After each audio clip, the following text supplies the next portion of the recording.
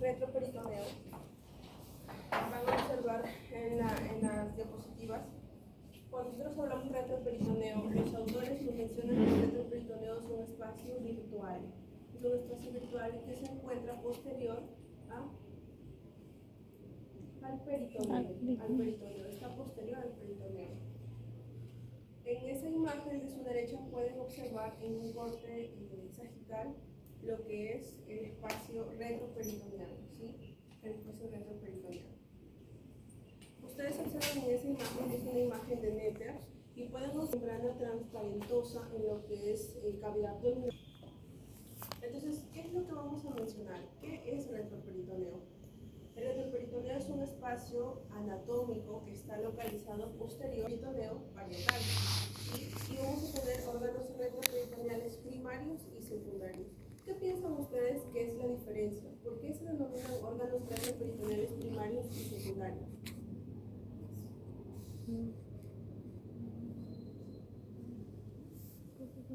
Cuando hablamos de órganos retroperitoneales primarios, es decir, que siempre fueron retroperitoneales, desde etapas embrionarias, estuvieron posterior al peritoneo parietal, ¿ya? Y los que son retroperitoneales secundarios, en su inicio fueron peritoneales y luego fueron perdiendo sus mesos en el desarrollo, el desarrollo embriológico. ¿Queda claro? Entonces, en un inicio fueron peritoneales y luego ya se convirtieron en retroperitoneales, perdieron sus mazos. ¿Sí? ¿Queda claro? Entonces, por eso son secundarios, porque en su inicio no fueron. Y vamos a tener, en cuanto a espacios, vamos a tener un espacio pararrenal anterior, un espacio pararrenal posterior y un espacio perirrenal. Entonces, ¿cuáles son los órganos retroperitoneales primarios? Vamos a tener principalmente los riñones. Vamos a tener a las glándulas. ¿Cómo se denominan las glándulas que están superior a los riñones? Suprarrenales. Vamos a tener al uréter, a la aorta, a la vena cava inferior y también al recto. En esta diapositiva podemos ubicar los límites. Lo que está subrayado de celeste o lo que está resaltado es lo que todos los autores concuerdan, ¿sí? Y los que se están mencionando difiere de autor a autor. ¿Queda claro? Entonces, si les viene alguna pregunta en el examen, por ejemplo, ¿cuál es el límite superior? Obviamente todos vamos a concordar que va a ser el diafragma, de manera general. ¿Queda claro? Entonces vamos a tener en su límite superior el diafragma. En un plano horizontal vamos a decir que pasa a nivel de la 12ª vértebra torácica y la 12ª costilla. En cuanto a su límite inferior, va a estar muy relacionado con la base del sacro, las crestas ilíacas, la rama superior del pubis y también el diafragma pelviano. ¿Y qué nos referimos con el diafragma pelviano? A los músculos elevadores del ano. Cuando hablamos de los límites laterales vamos a tener básicamente lo que es músculos. Por ejemplo, vamos a tener el borde lateral del músculo cuadrado lumbar. En el límite medial está representado por las vértebras lumbares y también por el sacro. En el límite anterior, obviamente ya lo hemos mencionado, el peritoneo parietal. Y cuando hablamos del límite posterior, el músculo de la pared abdominal. ¿Sí? Todos los músculos de la pared abdominal, por ejemplo, el músculo cuadrado lumbar, el psoas mayor, y también ahí ubicamos a la fascia transversal. Y en esa imagen podemos observar las diferentes estructuras anatómicas que se han mencionado aquí, los límites podemos reconocerlos. Sí, como por ejemplo el músculo cuadrado lumbar, el psoas mayor, tenemos las vértebras lumbares, las crestas ilíacas y el sacro. Y acá vamos a tener en ese cuadro un breve resumen de los órganos retroperitoneales, tanto primarios y secundarios. Aquí se ha subrayado todo lo que son los órganos retroperitoneales. Y aquí vamos a encontrar a los espacios, ¿sí? El retroperitoneo habíamos dicho que era un espacio virtual y vamos a tener 3 espacios, un pararrenal anterior, un pararrenal posterior y un perirrenal.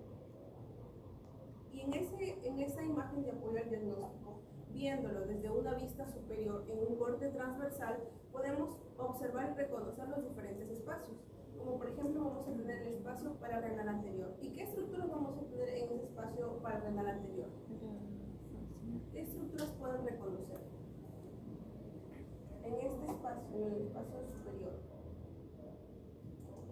En este espacio. ¿Qué estructuras vamos a ubicar? La cola del páncreas. La vena cava, vamos a encontrar a la aorta, parte del páncreas. ¿Y qué estructura sería esta? El colon. Ya. El colon descendente. ¿Qué encontramos?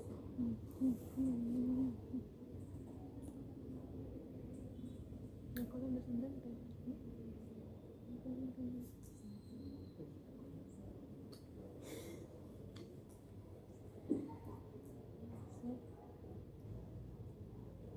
¿Qué estructura sería esta?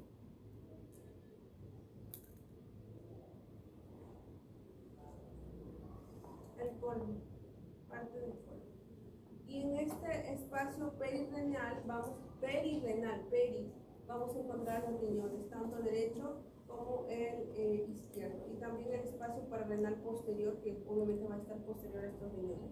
Es importante mencionar que en este espacio pararrenal posterior hay una membrana que recubre, pero cerca de lo que es la vértebra se pierde la continuidad y simplemente se ubica, nuevamente se apertura este espacio posterior al riñón izquierdo.